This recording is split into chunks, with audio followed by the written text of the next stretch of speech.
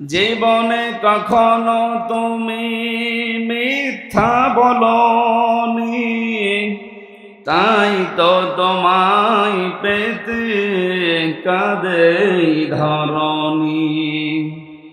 তোমারই মতো নেতা পেলেও গফুরত সুখের গোলাপ চামেলি বকুল।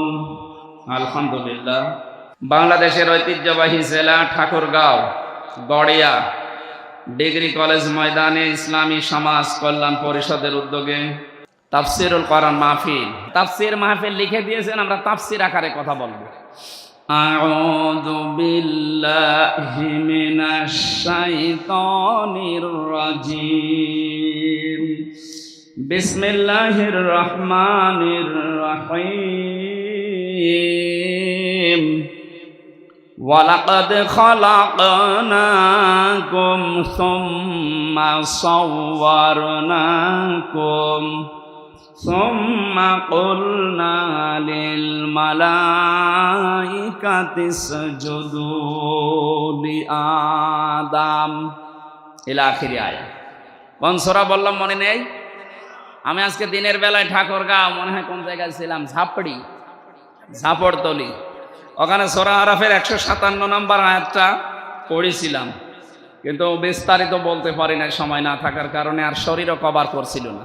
দিনের বেলা শরীর ঘেমে যায়, মনে করলাম রাতের বেলা আরম্ভ করব।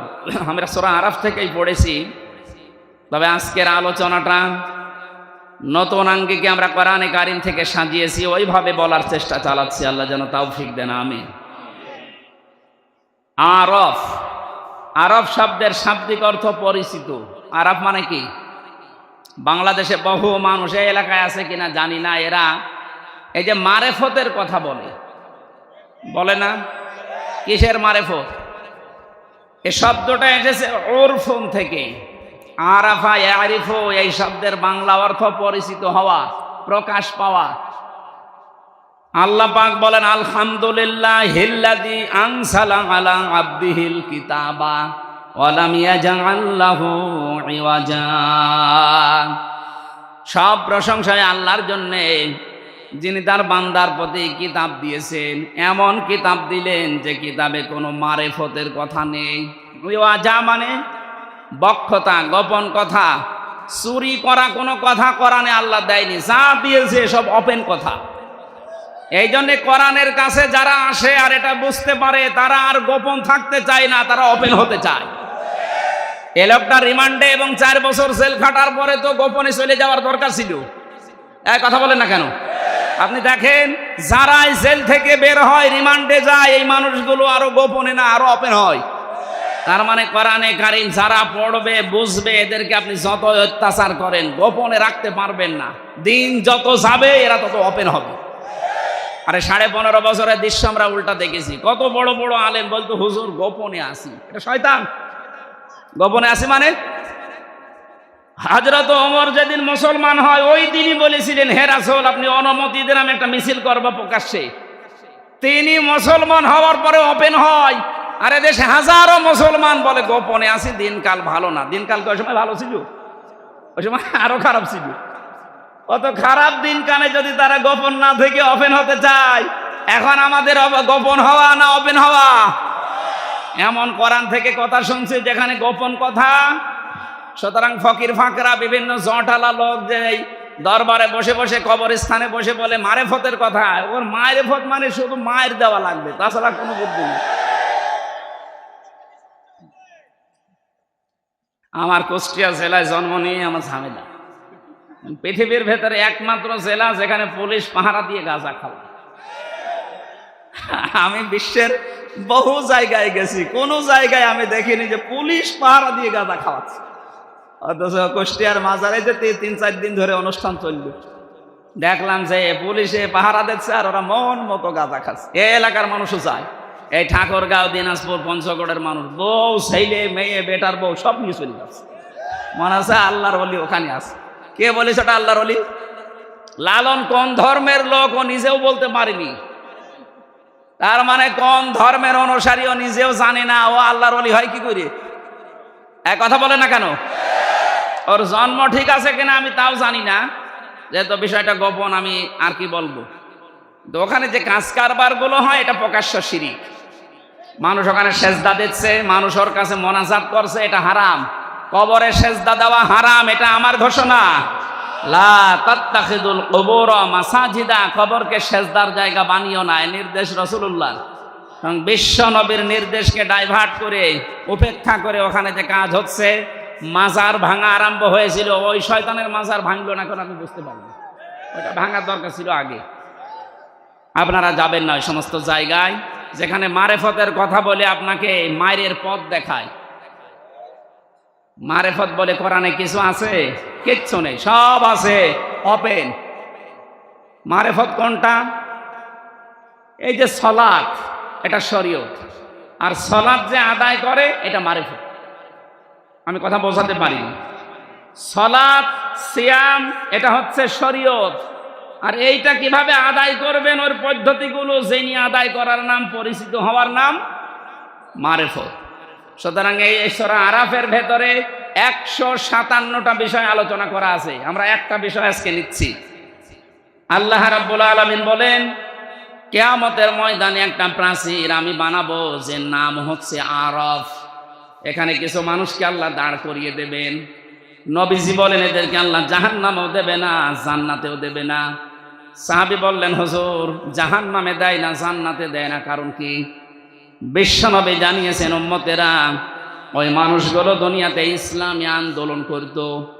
দেলাওয়ার ভাই যে আয়াতটা পড়েছিলেন, হাল আদুল্লুকুম আলা তিজারা তুনজিকুম মিন আযাবিন আলীম, কেউ যদি এই দুনিয়াতে এই ব্যবসাটা করতে পারে, আল্লাহ রসুল বিশ্বাস করার পর তার জান আর মাল দিয়ে জমিনে আল্লাহর বিধান কায়েম করার জন্য চেষ্টা চালায়, আর যা করুক না কেন আল্লাহ ওরে জাহান্নামে দেবে না। এইটাই ফাইনাল, আল্লাহ ওরে জাহান্নামে দেবে না, কিন্তু জান্নাতে দিচ্ছে না। আল্লাহ নবী বলেন ওদেরকে জান্নাতে আল্লাহ দেয় না এই কারণে ওদের সব আচরণ, ব্যবহার, কাজ কারবার ভালো ছিল, কিন্তু পরিবারে ওদের মা বাবার সাথে সম্পর্ক ভালো ছিল না। এরকম মানুষ দেশে নেই? আছে, মানে বহু নামাজির ভেতরে আছে, বহু রোজাদারের ভেতরে আছে, ইসলামী আন্দোলন করে, পীর সাহেবের মুরিদ হয়েছে 40 বছর, কিন্তু মা বাবাকে খাবার দেয় না, মা বাবার সাথে সম্পর্ক ভালো না। এটার জন্য শুধুমাত্র ওই স্বামী দায়ী না, ওই সন্তানই দায়ী না।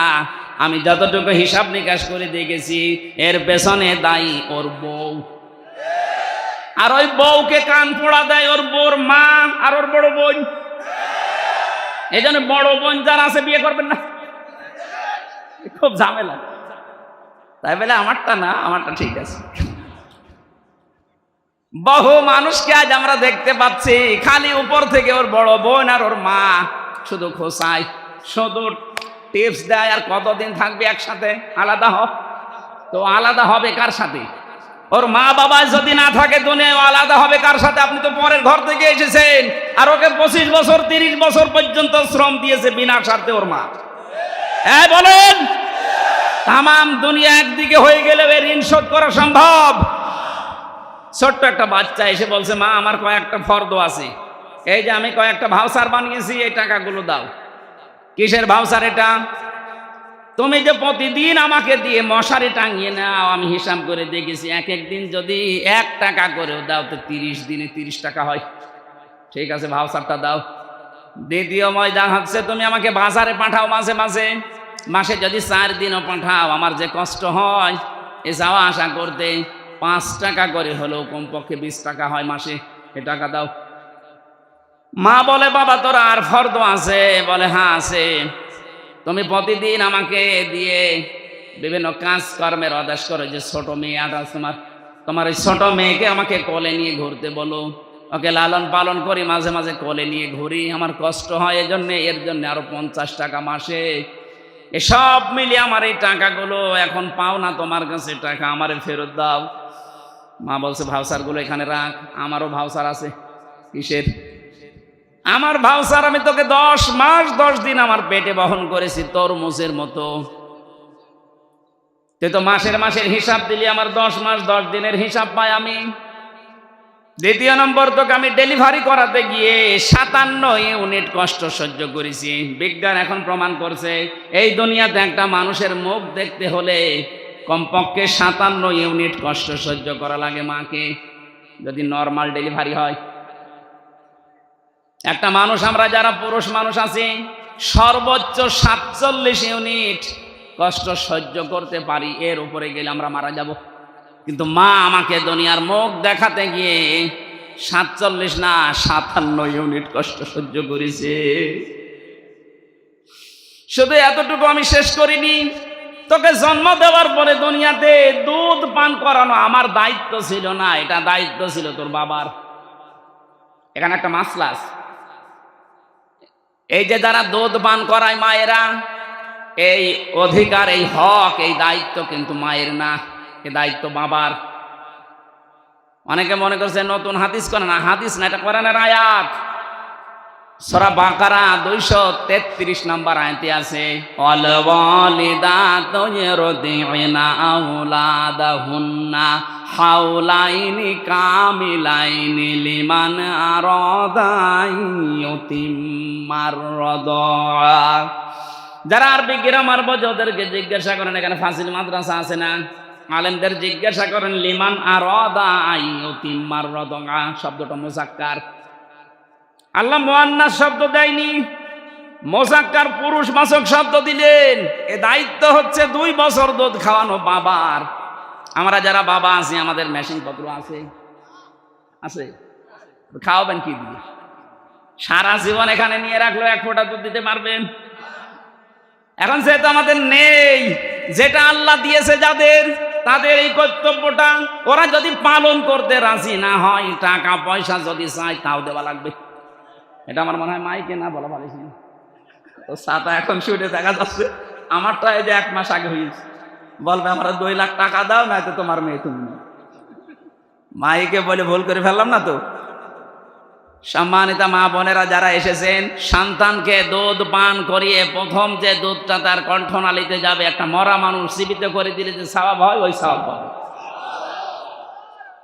প্রতিদিন একটা সন্তান কমপক্ষে 7 থেকে 8 বার দুধ পান করে, বিজ্ঞান প্রমাণ করছে।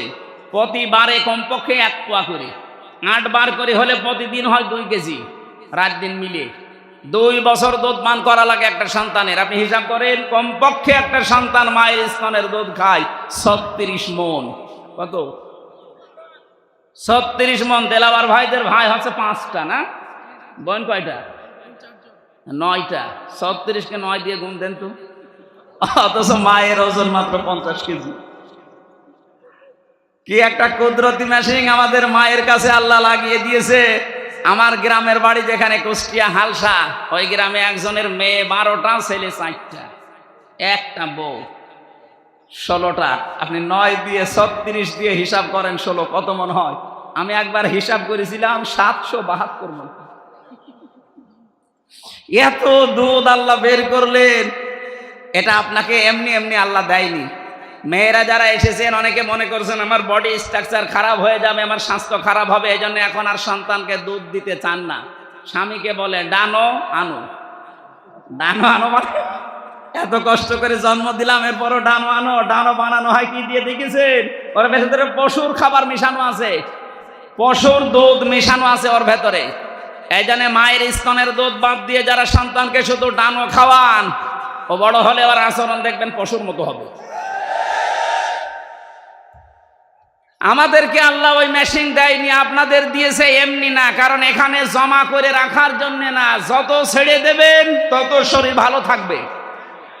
পৃথিবীর কোনো জিনিস দেখবেন এক জায়গায় রাখলেই নষ্ট হয়ে যায়। আপনি পানি এক জায়গায় রাখেন, দেখেন পচন ধরবে। এক কথা বলছেন এখানে, লোহা লক্কর এক জায়গায় রাখেন, পচন ধরবে। ওটা হয় মরিচা ধরবে, জং ধরবে, শেষ হয়ে যাবে। টাকা পয়সাও এক জায়গায় রাখা ঠিক না, যত ছাড়বেন তত আসবে। এই জন্য নদীর পানি, সাগরের পানি যত ছেড়ে দেবেন তত স্বচ্ছ পানি আসে। ক্ষমতাও এক জায়গায় রাখা ঠিক না, এও নষ্ট হয়ে যায়। 15.5 বছরে নষ্ট হয়ে যায়নি? এটা যদি 5 বছর 10 বছর পরে পরে পাল্টাতো, তাহলে এত জুলুম করার সাহস পেত না।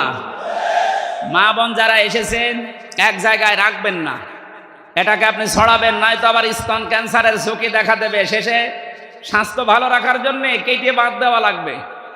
আমি আর নিচে নামলাম না।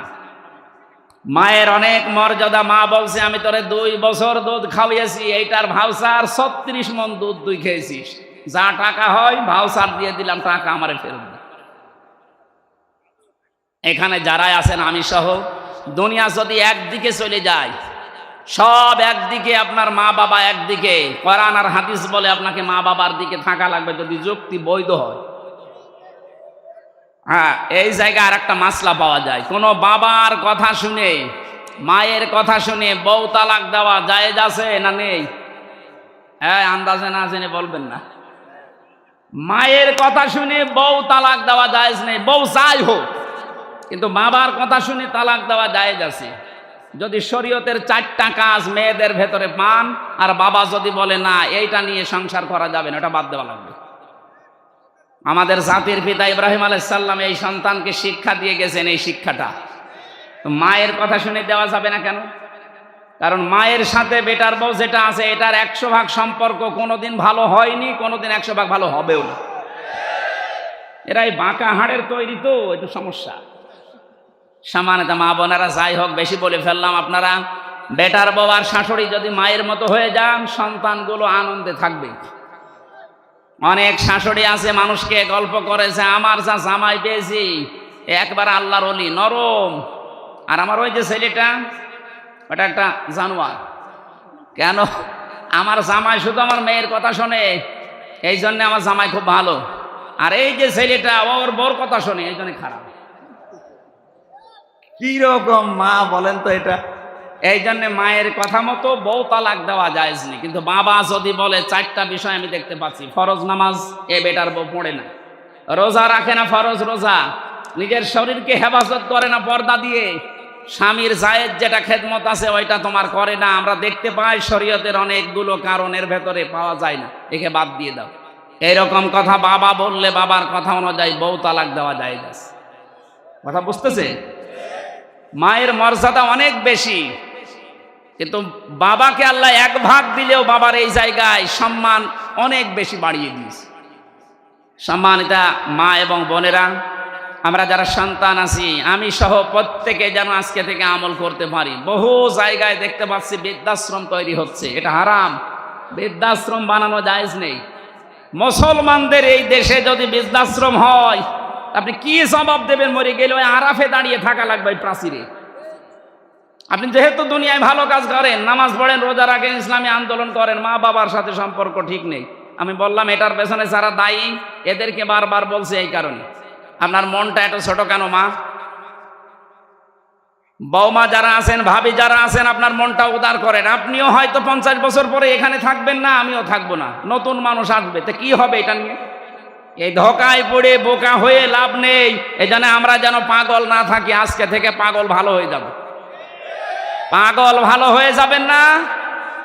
না, এই এলাকায় মনে হয় এই হাদিস চলবে না। এই পাগল ভালো হবেন তো নাকি ওই তুলা মিয়ার মতো পাগল থাকবেন? এক তুলা পেয়েছিলাম, একটা পাগল, ওরে আল্লাহ এত ভাইরাল করে দিয়েছে কাজকে থেকে আজকে পর্যন্ত, ওর কপালে যা ছিল আমার মনে হয় সব লিখা আল্লাহ মুছে দিয়েছে। এই জন্য বেয়াদবি কেউ করবেন না কোরআনের সাথে, কোরআনের আলেমদের সাথে। আমি আশা করছি সম্মানিতা ভাবি যারা আছেন, বোন যারা আছেন, আপনার নিজের মা বাবাকে যেরকম মনে করেন, শ্বশুর শাশুড়িকে ঠিক ওই রকম মনে করেন, তাহলে আপনার নামাজ রোজা, আপনার পর্দা কবুল হবে।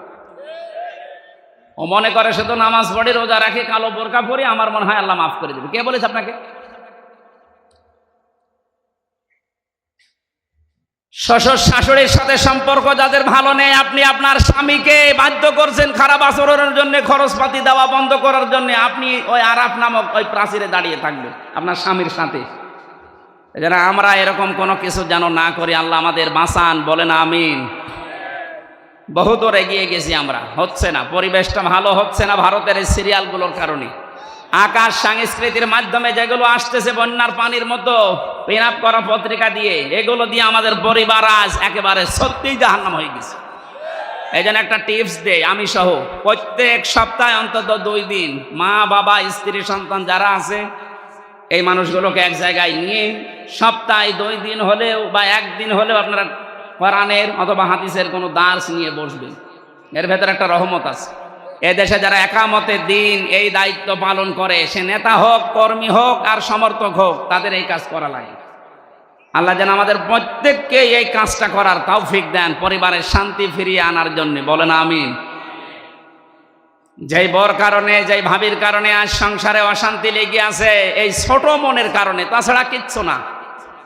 হয়তো মাকে 2000 টাকা দিয়ে শাড়ি দিয়েছে, আর ওনারে দিয়েছে 1800 টাকা দিয়ে, 200 টাকা কম বেশি, এই জন্যে স্বামীর সাথে কথা বলে না। এরকম মহিলা দেশে নেই? এইরকম ছোট মনের বউ আছে কার ঘরে? হাত তোলেন তো। এই যে একজন তাও আছে, তোলেন, আপনি দাঁড়ান। ঠিক আছে ভাই, ও ভয় পাচ্ছে। ক্যামেরা সব ধরানো আমার দিকে, আপনার ভয় নেই। হাত আমি তুললে সমস্যা আছে, আমার শালা আছে পেছনে, ও বাড়ি যে সব বলে দেবে। আবার এই যে ম্যাডাম তো মনে হয় লাইভ দেখছে। কোনটা বড়টা?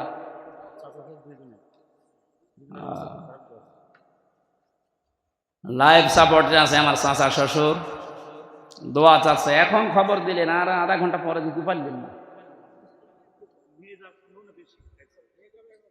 দোয়া চাচ্ছি মুসাফির অবস্থা আপনাদের মতো ভালো মানুষের কাছে। ওনার হায়াত যদি থাকে আল্লাহ যেন বাড়িয়ে দেন, আর যদি হায়াত আল্লাহর দরবারে লেখা থাকে নেই, যেন ইমানের সাথে বিদায় নেন। আমার ভাইরা, আমি আরাফ শব্দের যে প্রাচীরের কথা বলছিলাম, এখানে যেন আমরা দাঁড়িয়ে না থাকি। নবীজি হাদিসের শেষে কিন্তু আর বলেন না যে কি হবে। এখন ভাবেন তো, আমাদের জীবনে এ দুনিয়ায় ভালো ভালো কাজ করার পরেও মা বাবার সাথে খারাপ আচরণ করে যদি এই অবস্থা হয়ে যায়, আমাদের মতো কপাল পোড়া কেউ আছে? আল্লাহ আমি সহ যারাই আসলাম, আমাদেরকে এই আরাফ মেনে নেওয়ার তৌফিক দাও। বলেন আমিন। আরম্ভ হচ্ছে আল্লাহর কোরআনে কারীম, ওয়ালাকাদ খালাকনাকুম সুম্মা সাওয়ারনাকুম। আল্লাহ পাক বলেন, অবশ্যই আমি তোমাদেরকে বানিয়েছি। বলেন তো, আমাদের বানিয়েছেন কে? সুম্মা সাওয়ারনাকুম, অথবা তোমাদের আকৃতি দিয়েছি আমি আল্লাহ। বিজ্ঞানে আয়াত নিয়ে গবেষণা চালিয়েছে, আল্লাহ আমাদেরকে বানিয়েছে। সর্বপ্রথম তিনি ফেরেশতাদেরকে বলেছিলেন মাটি নিয়ে আসো। জিবরাইল, মিকাইল, ইসরাফিল তিনজন এই মাটির কান্না থেকে ফিরে গেছে। এটা ফি জিলালিল কোরআনে পাবেন। শেষে হযরতে আজরাইল এসে এক খামসা মাটি নিয়েছিল। মুফাসসির লিখেছেন মাটি কন্দন করেছিল। তো আজরাইল বলেছে, না, যারা ফিরে গেছে আমি তাদের মতো না। আল্লাহর আদেশ, তুমি যতই কান্নাকাটি করো আমি দুনিয়াতে থেকে নিয়ে যাবই। এক খামসা নিয়েছেন, 40 মণ মাটি ছিল এক খামসার ভেতরে। ফেরেশতাদেরকে আল্লাহ এই যে বডি স্ট্রাকচার যেটা এটা তৈরি করলেন, বডি স্ট্রাকচার তৈরি করতে 40 মণ মাটি দিয়ে 36 হাত মোটা, 60 হাত লম্বা, তার মানে 120 হাত, 60 গজ। এটা বিশাল দেহ পড়ে আছে। আল্লাহ পাক বলেন, আমি নিজে তখন তার আকৃতি বানালাম। এই যে সব্বার না, এই সূরত বানানোর দায়িত্ব আল্লাহ ফেরেশতাদেরকে দেয়নি। লাকাদ খালাকনাল ইনসানা ফি আহসানি তাকওয়িম।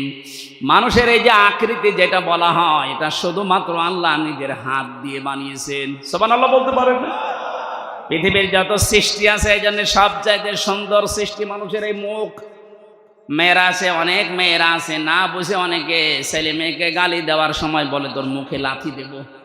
না, এলাকায় নেই না, এই পাপ কাজ করা যাবে না। এই মুখটা আল্লাহ নিজে বানিয়েছেন। আল্লাহ পাক বলেন, আমি বানালাম কি করে জানো?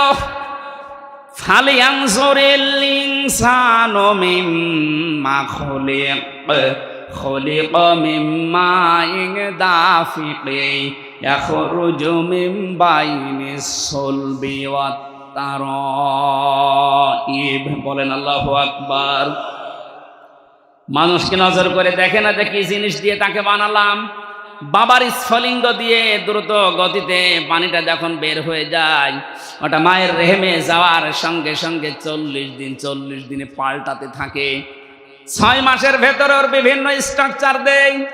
নতফা বানায়, আলাক বানায়, মুদগা বানায়। আমি আল্লাহর পরে চামড়া দিয়ে, গোশত দিয়ে, চর্বি দিয়ে, এই বডি স্ট্রাকচারটা ঢেকে দিয়ে মুখটা সুন্দর করে আমার নিজের মতো করে বানালাম। বিজ্ঞান এখন প্রমাণ করছে এই নাপাক পানিটা দিয়ে মায়ের পেটের ভেতরে আল্লাহ পাক 4টা জিনিস বাবার এই নাপাক পানি দিয়ে বানায়: চুল, রগ, হাড় আর পর্দা। মায়ের রেহেমের ভেতরে যে নাপাক পানির থলি আছে ওইটা নিয়ে আল্লাহ আরো 4টা জিনিস বানায়: রক্ত, গোশত, চর্বি আর চামড়া। 8টা জিনিস যখন এক হয়ে যায়, আল্লাহ পাক বলেন আমি যে রব নাম নিয়েছি এই কারণে আমার পক্ষ থেকে 5টা জিনিস দান করি। সূরা নাহলের 78 নম্বর আয়াতের মাঝের অংশে আছে এটা, ওয়াজআলা লাকুমুস সামআ ওয়াল আবসারা ওয়াল আফইদা ইলা আখিরি আয়া। এই যে শ্রবণ শক্তি, দর্শন শক্তি, বাক শক্তি, আকেল শক্তি আর ঘ্রাণ শক্তি, এই 5টা আমি নিজের রব নাম নিয়েছি এই কারণে তোরে দিয়েছি। 8, 5, 13টা জিনিস যখন এক হয়ে যায় তখন আস্তে করে মায়ের পেট থেকে আমি আল্লাহ দুনিয়ায় নিয়ে আসি। আল্লাহু আখরাজাকুম মিন বুতুনি উম্মাহাতিকুম। জোরে বলেন আল্লাহু আকবার।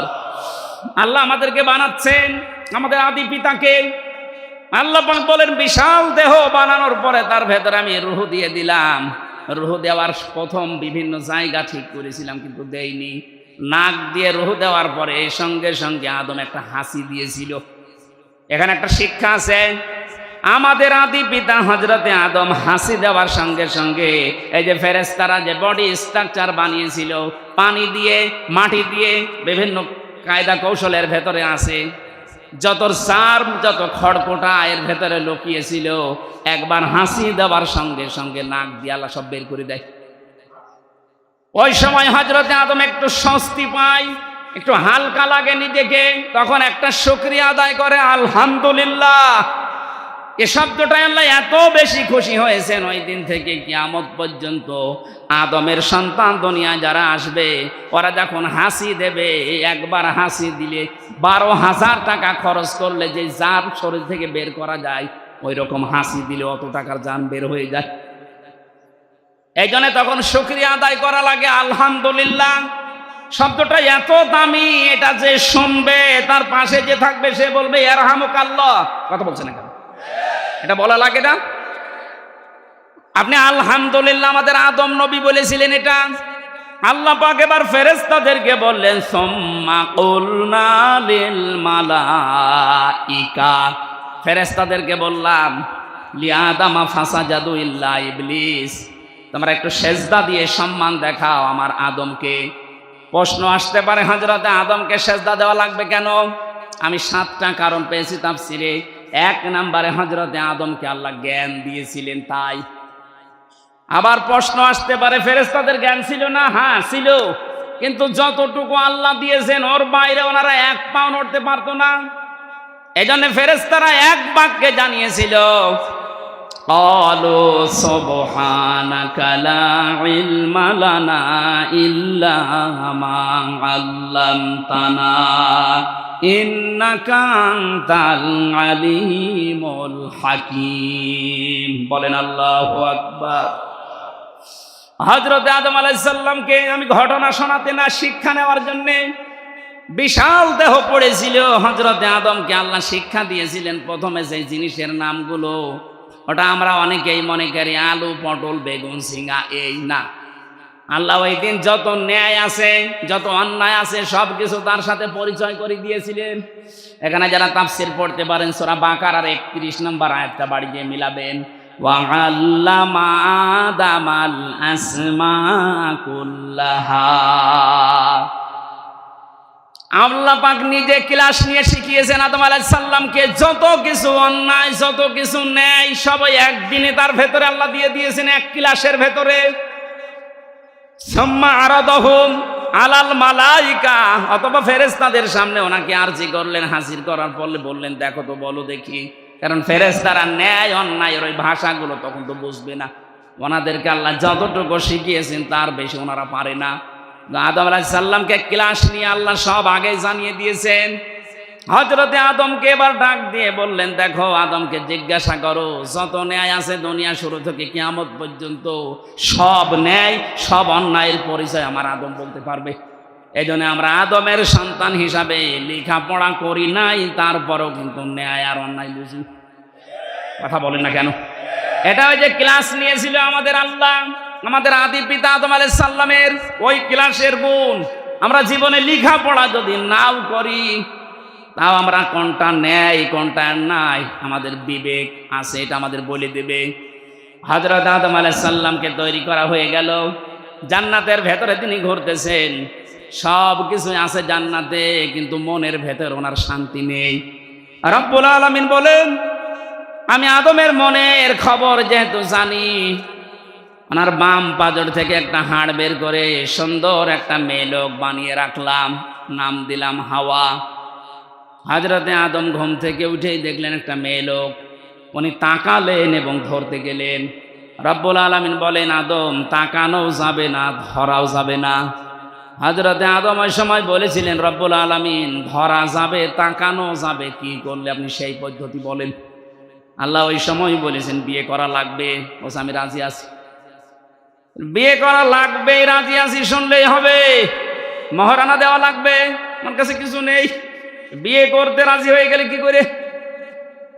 বাংলাদেশের যুবক আমরা যারা আছি, কোন ফরজ যদি নাও জানি, বিয়ে করা ফরজ এটা জানি। ফরজ কি কাউকে বলে দেওয়া লাগে? বহু সন্তান আছে এখানে মোবাইল করে বলে, হুজুর এটা বলতে পারেন না, মা বাবা থাকে। ঠিক আছে বললাম তো, বিয়ে করা ফরজ আছে কারোর জন্য, কারোর জন্য সুন্নাত আছে, কারোর জন্য নফল আছে, কারোর জন্য ওয়াজিব আছে, কারোর জন্য হারাম আছে। আপনি বিয়ে করে যদি অত্যাচার করবেন, যৌতুক নেবেন, এই নিয়ত থাকে, আপনার জন্য বিয়ে করা জায়েজ নেই, হারাম। কথা বলেন না কেন? যদি এই নিয়ত থাকে যে আমি সুন্নাত পালন করব, দুনিয়াতে নবীজির উম্মতের সংখ্যা বাড়াবো, আপনার জন্য বিয়ে করা সুন্নাত। নিজেকে কন্ট্রোল করা যদি কঠিন হয়ে পড়ে, তার জন্য বিয়ে করা ফরজ ওয়াজিব। হযরতে আদম যেই বলেছেন আমি বিয়েতে রাজি আছি, আমি তাকাতে চাই, ধরতেও চাই, কারণ এই যে মেয়ে লোকের প্রতি একটা আকর্ষণ, এটা আল্লাহ নিজে বানিয়ে দিয়েছেন। সূরা আলে ইমরানের 14 নম্বর আয়াতে তাফসীর করা আছে, যুজ্জিনা লিন-নাসি হুব্বুশ শাহাওয়াতি মিনান নিসা। আল্লাহ বলেন আমি সুশোভন করে দিয়েছি, আকর্ষণীয় করে দিয়েছি 7টা জিনিসকে দুনিয়ায়, তার 1 নম্বরে নারী, স্ত্রী। এই জন্য স্ত্রী লোকের প্রতি মেয়ে লোকের প্রতি আকর্ষণ আসবেই পুরুষের, এইটাই স্বাভাবিক। এটা বানিয়েছে কে? আল্লাহর এই সিস্টেমটাকে বাংলাদেশে আজ অনেকেই উল্টিয়ে দিতে চাচ্ছে। মেয়ে লোকের প্রতি আপনার আকর্ষণ হবে, দায়িত্ব দিয়েছে, এই পদ্ধতি বানিয়েছে কে? আরো জোরে বলেন। এটা যারা পাল্টিয়ে সমকামিতা অর্জন করার মাধ্যমে বাংলাদেশে অনেকে অফিসও নিতে চাচ্ছেন, নাম দিয়েছে মানব অধিকারের অফিস। তাই কিসের মানব অধিকার? সমকামিতার অফিস বানানোর জন্য যারা চেষ্টা আছেন, 96% মুসলমানের এই দেশে এই গোনার কাজ আমরা হতে দেব? বলেন কত রুচি নিচে নামলে পুরুষ মানুষকে বিয়ে করে? বলেন মানুষ আজ পর্যন্ত কোন কুকুর পুরুষকে বিয়ে করেছে আমি শুনিনি। কথা বলেন না কেন? যে সমস্ত মানুষেরা এই সমকামিতার নাম দিয়ে এটা প্রমোটও করছেন, আমার মনে হয় এরা কুকুরের চাইতেও খারাপ। এদের কোনো আত্মীয় স্বজন এদের সাথে করা যাবে না, এগুলো মানুষের তালিকায় আর নেই। হযরতে আদম নবী যখনই রাজি, আল্লাহ পাক বলেন দেন মোহর দাও, কিছু নেই, তাহলে আমার নবী মুহাম্মদুর রাসূলুল্লাহর উপরে 10 বার দরুদ পড়ো, এইটাই দেন মোহর। তিনি পড়লেন, পড়ার পরে জান্নাতের ভেতরে বেশ আরামে আছেন। এখানে আমার কয়েকটা শিক্ষা আছে আয়াতে। রব্বুল আলামিন বলেন জান্নাতে ওরা যখন আরামে ছিল, হযরতে আদম আলাইহিস সালামকে আমি একটা নিষেধ করেছিলাম, সব জায়গায় যাওয়া যাবে কিন্তু ওই গাছটার কাছে যাওয়া যাবে না। যে গাছ মানে আল্লাহর একটা নিষিদ্ধ জায়গা। এটা শুধু জান্নাতের ভেতরে না, এই পৃথিবীতে আল্লাহর বহু নিষিদ্ধ বর্ডার আছে। আমরা যারা আল্লাহকে বিশ্বাস করি, ওই বর্ডার পর্যন্ত সেই থেমে যাওয়া লাগবে। এই যে অর্থনীতির বিভাগে যারা পড়েন, অর্থনীতির বিভাগে যারা কাজ করেন, আপনি অর্থনৈতিক কাজ চালান, ব্যাংকিং ব্যবস্থায় বলেন, সামাজিকভাবে বলেন, ব্যবসায়িকভাবে বলেন, মোশারাকা, মোদারাবা, মোরাবাহা এর বিভিন্ন নিয়ম নীতিতে ব্যবসা করেন, কিন্তু সাবধান, যখনই সুদের কাছে যাবেন থেমে যাবেন। সুদের কাছে যাওয়ার পরে যদি না থেমে আদম নবীর মতো, হাওয়া আলাইহিস সালামের মতো ওই গন্ধম গাছের ফলও খেয়ে ফেলেন, নিষিদ্ধ, আপনাকে আল্লাহ অভিশপ্ত করে দেবে। কথা বলেন না কেন? এদেশে আমরা অনেক জায়গায় দেখি, এই জেলায় আছে কিনা জানি না, 1000 টাকা ছেড়ে রাখে, মাসের পরে 100 টাকা করে বেশি পায়।